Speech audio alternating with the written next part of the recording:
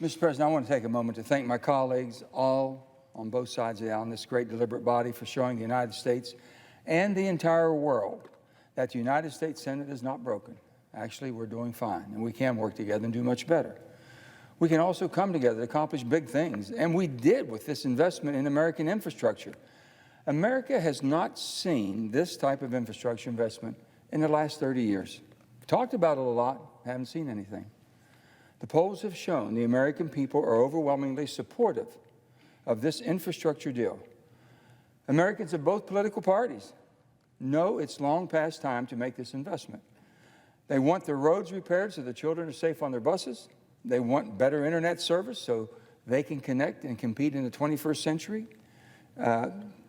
It's just unbelievable what we can do. This is clean water and upgraded sewer systems. You would think in the 21st century this not would be a void anywhere in America, but it is. It really is. This is the largest long-term jobs bill in decades. It will create good-paying, long-term jobs over the next 8 to 10 years. So if you want to basically making sure that we don't hit the highs and the lows as far as in the job opportunities, job markets, and the economy, this bill does that. It's the largest investment in clean drinking water and wastewater infrastructure in the history of our country. In the history of our country. It's the largest dedicated bridge investment since the construction of the interstate highway system. It's the largest investment in energy transmission on history and puts our money where our mouth is on technologies that are critical for the future. And it's the largest federal investment in passenger rail since the creation of Amtrak. And our bipartisan infrastructure package does not raise taxes on everyday Americans. It does not. A large piece of this bipartisan infrastructure bill came out of the Energy and Natural Resources Committee, which I'm privileged and honored to chair. We reported the Energy Infrastructure Act out of our committee with a bipartisan vote after holding a legislative hearing and a robust amendment process. That's called regular order. It's something we've heard about for many years. We just haven't seen it for a long time, and it is working. The Energy Infrastructure Act will create good-paying jobs and demonstrate the energy technologies needed to reduce emissions while maintaining affordable, reliable, and dependable energy and our nation's position as a global energy leader. I have said all along, Mr. President, that the United States of America is now energy independent. We must fight to maintain that position. We should not be held captive by any foreign entity or any foreign country that basically we're depending any type of supplies that the American people need. Any type of supplies, and energy is one of our greatest. And we can do it cleaner and better than ever. I've always said, you cannot eliminate your way to a cleaner environment. You can innovate your way to a cleaner environment, and we have proven that. And we can do it an awful lot more, too. It also builds off the great work already done in my home state of West Virginia and your state of Virginia, Mr. President, to demonstrate advanced geothermal technologies and establish a reliable U.S.-based rare earth element supply chain. I've had consideration, I've had some pause on us moving so rapidly in electric vehicles. My reason for my pause has been this. We do not produce the rare earth minerals that's needed to build these batteries. And we've got to be very, very careful that we don't put our transportation system, our transportation mode in America in the hands of foreign supply chains. We could be held very, very captive along those. I remember the 70s when the oil embargo from the oil embargo basically shut us down, shut our businesses down. And then we had rapid inflation coming after that. It's just horrible. Importantly, the legislation also reauthorizes abandoned mine and reclamation fee. In Southwest Virginia and all of West Virginia, we have a tremendous amount of mines that produce the energy this country needed to be the superpower of the world. Now it's far beyond time for us to clean up. And this is something we can do, and this bill does that. It was set to expire as far as our AML land reclamation fees in September for an additional 13 years. We've extended that while investing $11.3 billion into reclaiming these abandoned coal mine lands, which an awful lot of leachate and water and things of that sort have been harming for a long, long time, needs to be fixed. It also funds a demonstration of clean energy on the abandoned mine lands and authorizes grants for manufacturers to locate in coal communities. These coal communities around the country bear the scars of the work that powered our nation to greatness. And this investment will clean up those areas and provide new economic opportunities. The bill also shores up our electric and reliability grid system.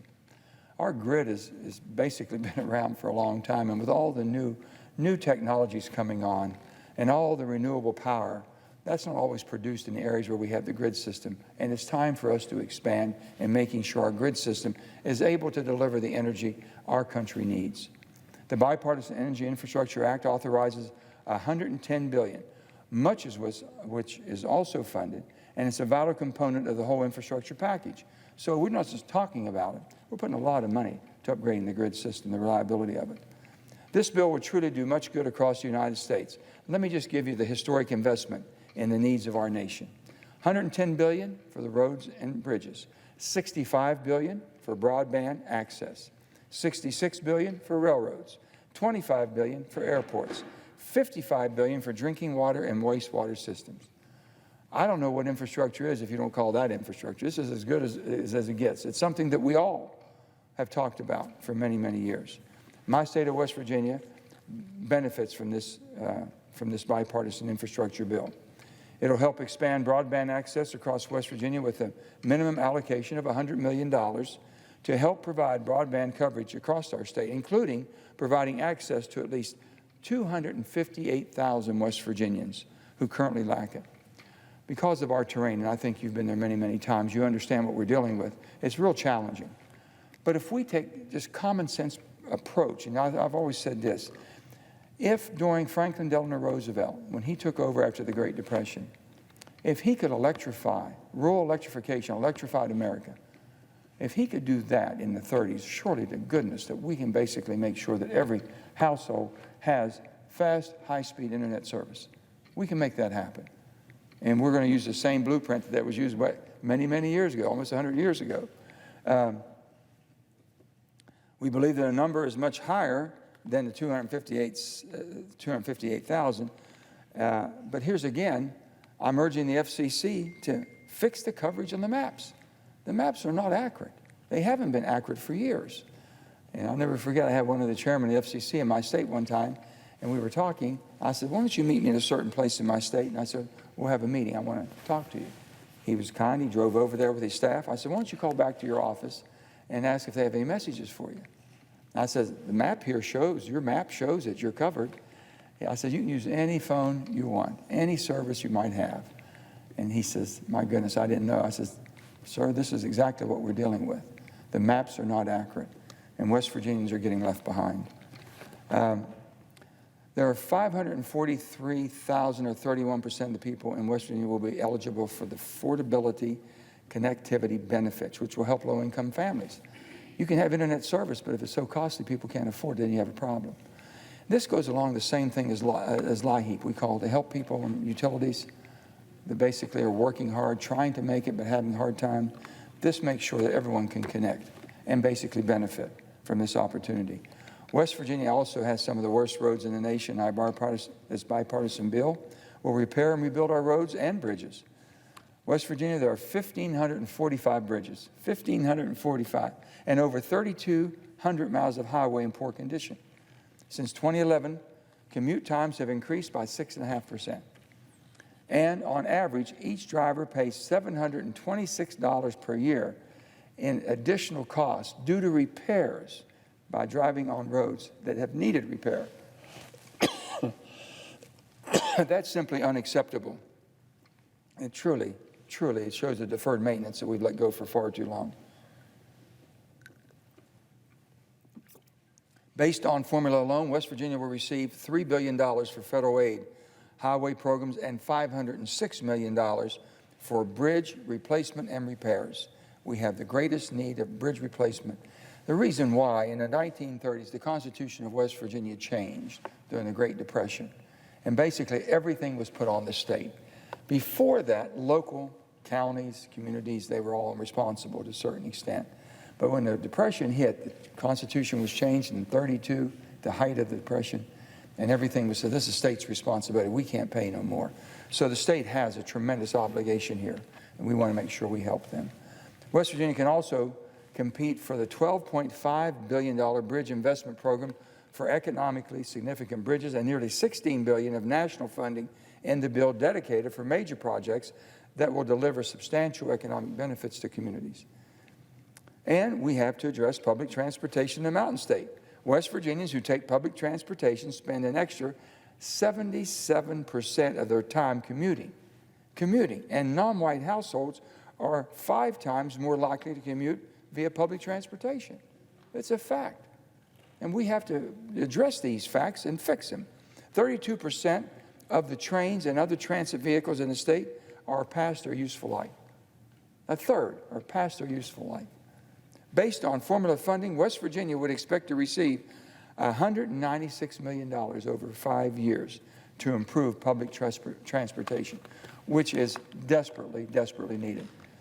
These investments are vital to bringing good-paying jobs to our state of West Virginia and your state of Virginia and all of our states in this great country of ours, and spurring economic development like we've never seen before, solid economic development, not just sending checks, not people just receiving checks, people receiving an opportunity, the dignity of work, the ability to be able to do what needs to be done in order for you to survive and sustain your quality of life. I'm incredibly proud of our bipartisan group of senators who have worked together day and night to hammer out a compromise that will address our infrastructure needs without going overboard. And I'll remind everyone, not one senator got everything they wanted, but we all got what we needed. This is how compromise works. This is what this body was made for. This is what the Senate and why the Senate is called the most deliberate body. It is hard when you want to basically take every opportunity to work with every single senator here to make sure you can help them with the problems and needs they have in their own states. And that's what we've done. I've always said the best politics is good government. Everybody worries about, oh, I'm not sure if that's good for my politics. Let me tell you, you do something good for all, it's good for you. That'd be the best politics you've ever done. We do something good, we all take credit for it. I've seen people take credit for things they voted against because it was good. It worked well. Didn't bother me at all. I'm glad. Maybe they won't fight us as hard the next time. Maybe they might join us. Who knows? I look forward to passing this important legislation with strong bipartisan support. I just think, Mr. President, this is a moment for our country.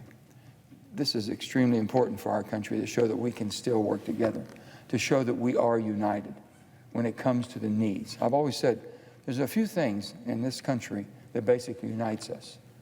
One has always been our military. We want to support our military, our law enforcement officers, our firemen, all the people that run into harm's way when everyone else is running away from harm's way. Those people are special, very special, and I've always said we all seem to rise always for that. But now we have one other. We have infrastructure that unites us. I've never seen a road in my state, in your state, or anywhere in the country that had a bad road or a bad pothole that busted my tire that had a Democrat or Republican name on it. It'll get the Republican as well as it'll get me and you. So that's why this brings us together. We all have these needs. As governors, we had the same needs. We used to talk across the board, whether it be education, whether it be highways, whether it be different things that we needed in our state, that we all had the same concerns and problems with. We never worried about a Republican or Democrat being a governor. You had the same problems we all had, and we shared successes and the challenges and how to overcome those challenges. This is who we are as Americans, and how we become so divided, I don't know, and it worries me. And the reason I say this is probably the most important bill that we've worked on in many, many years, because it's the most difficult, challenging times of our life. Our country's never been more divided than it is today, and we need something to bring us together. I'm so thankful that President Biden has taken this piece of legislation as his own and gone around the country, and how important this piece of legislation is for not just his administration, but for the entire country. He's been able to identify that. Democrats and Republicans, we would have had 20 Republicans a day to get on the bill. Everyone's afraid, oh, somebody's going to get mad and leave, and this. We kept gaining. And as they see the support back home, it'll continue to create more momentum. That's what we need. This is extremely as important as anything we do from this day forward, to pass a bipartisan bill. Show the people that basically, yes, we are all Americans first, and we're going to take care of the deferred maintenance that we let go for far too long because of politics. We have set politics aside to take care of America. So I encourage all of my friends, please, look and see what this bill does for America. Look and see what this bill does for your state. You'll be surprised. And I think we've tried to help everybody that we could. And we will continue to work together. Thank you, Mr. President. And I notice absence of quorum.